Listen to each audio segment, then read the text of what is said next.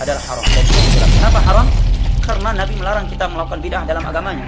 Nabi bersabda, wa iyyakum hana hukum. Bet kejut tu, kalau habis hukum tu. Ini hukum kat sesat punya kan. Bahkan hana hukum. Yang bukan hukum dalam kitab Kitabullah al-muta'alliq bi af'alil mukallaf.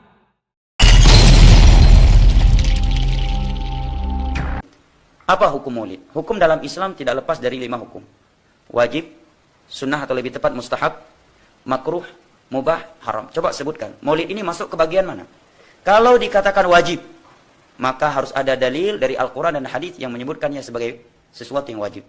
Sesuatu itu dikatakan wajib karena ada perintah dalam Al-Quran dan hadis. Atau ada celaan dalam Al-Quran dan hadis terhadap orang yang meninggalkannya. Atau adanya ancaman kepada orang yang meninggalkannya.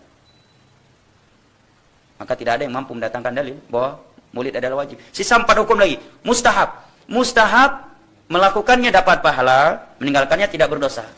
Suatu ibadah dikatakan mustahab, ada anjuran.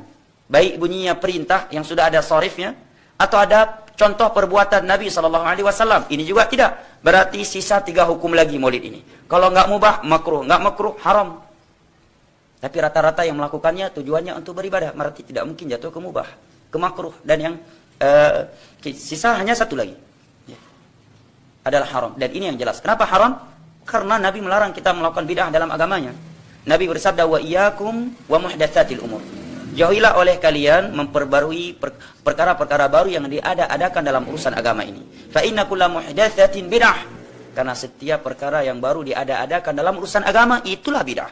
Wa kullu bid'atin dhalalah, dan setiap bid'ah itu sesat. Dan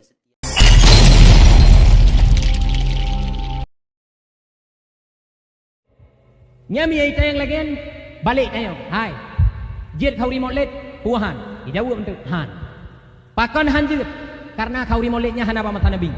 Man yang hana ba mata Nabi pakan hanjit bid'ah. Man yang bid'ahan pakan hanjit tamang neraka. Okey, mantap. Kata meng lam neraka awak kau rimolet hana pupu. Drawaku na ba mata Nabi. Tayo.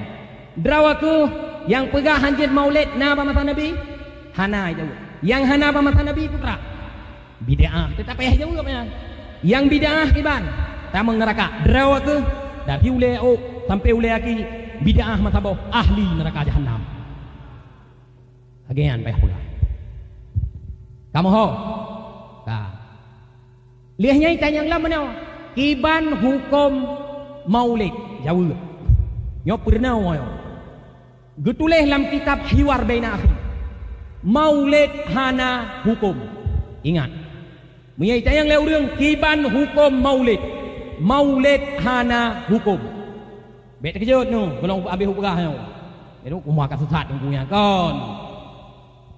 Pakan hana hukum. Yang gukun hukum dalam kitab Kitabullah al-muta'alliq bi af'alil mukallaf. Perintah Allah yang bersangkut dengan buat mukallaf. Maulid kan buat. Maulid adalah nam isim zaman, iaitu zaman lahir Nabi. Hana bersangkut hukum dengan isim. Hukum yang nama sangkut dengan buat. Yang lam maulid putra ke perut dakwah. Tanya, kiban hukum dakwah. Ya baru tahu. Jauh dakwah wajib. Kiban hukum dakwah lam maulid wajib. Kata boh. Lam maulid putra na ke perut bibuan yatim. Tanya, kiban hukum bibuan yatim buatnya. Bibuan yatim wajib. Lam maulid na ke bibuan yatim. Kiban hukum bibuan yatim lam maulid wajib. Yang tayang lam maulid na selawat, kiban hukum selawat sunnah. Kiban hukum selawat lam maulid sunnah. Baik tayang hukum maulid. Urang drone baik ya.